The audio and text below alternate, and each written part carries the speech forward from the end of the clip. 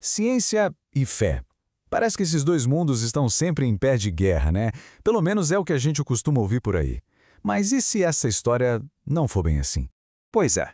E se essa suposta maior guerra da história das ideias fosse, na verdade, uma grande invenção, uma história mal contada? É exatamente isso que a gente vai investigar agora. Ok, vamos lá. A história que todo mundo conhece, aquela que está nos livros, nos filmes, é mais ou menos assim, né? A gente tem o Galileu, o grande herói da ciência, lutando contra uma igreja que queria apagar a luz da razão. É o clássico ciência versus fé. Mas então, aqui é que a coisa fica interessante. Essa ideia de uma guerra total entre ciência e fé, ela não é tão antiga quanto parece. Na verdade, ela é até que bem recente. Foi só lá no finalzinho do século XIX que essa narrativa de conflito pegou fogo, sabe? Principalmente por causa de alguns livros específicos que pintaram essa relação como uma verdadeira batalha. Hoje, a grande maioria dos historiadores já entende que essa história é bem mais complexa. E sabe qual é uma das maiores provas de que essa história de guerra não se sustenta? É só olhar para a vida dos caras que, basicamente, inventaram a ciência moderna. A história deles conta uma coisa totalmente diferente. Uma história em que fé e ciência não só conviviam, como andavam de mãos dadas. Vamos começar com um nome de peso: Nicolau Copérnico. Pensa bem, ele não era nenhum rebelde lutando contra a igreja. Pelo contrário, ele era um cônego, uma figura importante dentro da própria estrutura da Igreja Católica. É isso mesmo, o cara que revolucionou tudo ao dizer que a Terra girava em torno do Sol era um homem de fé. Agora segura essa. Isaac Newton, o gênio por trás das leis da gravidade, o pai da física clássica.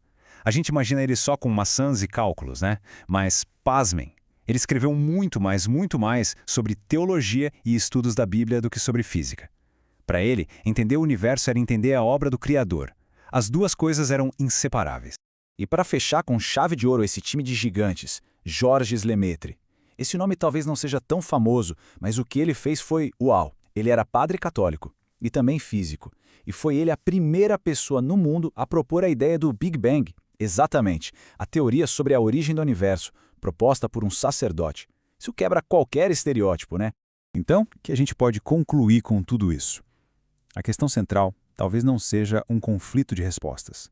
Talvez o ponto todo seja que ciência e fé nem estão tentando responder as mesmas perguntas. Elas fazem perguntas diferentes sobre a mesma realidade. Pensa só, a ciência é a nossa ferramenta incrível para investigar o como. Como as coisas funcionam, como as estrelas nascem e morrem, como a gravidade nos prende ao chão, como uma semente vira uma árvore. Ela é fantástica em descrever os processos, os mecanismos do nosso universo. A fé, por outro lado, está interessada em outro tipo de pergunta. Ela mergulha no porquê. Por que o universo existe, para começo de conversa? Qual o sentido da vida? Existe um propósito maior por trás de tudo isso? São perguntas sobre significado, sobre finalidade. Olha, tem uma analogia que ajuda muito a entender isso. Imagina que a gente encontra uma carta. A ciência seria como um perito. Ela vai analisar o papel, a composição química da tinta, a caligrafia. Ela vai explicar o como aquela carta foi feita. Mas a ciência não consegue dizer por que a carta foi escrita. Ela não consegue medir o amor ou a saudade que estão ali. Para entender o significado, a gente precisa de outro olhar, entende? No fim das contas, as duas análises são valiosas. Uma não anula a outra. Elas são como duas lentes diferentes para olhar a mesma realidade. Elas se complementam, sabe? Juntas, nos dão uma visão muito mais rica e completa. Não são inimigas, de jeito nenhum. São, na verdade, parceiras na busca por compreensão. Ok, então, se essa ideia de uma guerra entre ciência e fé é, na verdade, um grande mal-entendido, isso nos leva a uma outra pergunta. Uma pergunta talvez até mais profunda. Beleza, se a ciência e a fé podem caminhar juntas, mas e a base da fé? Vamos pegar o exemplo da Bíblia. Com todas aquelas histórias antigas, os milagres, dá para levar a Bíblia a sério em pleno século XXI? Ela aguenta uma análise crítica? Bom, essa é uma pergunta e tanto, e é exatamente por aí que a gente vai no nosso próximo encontro.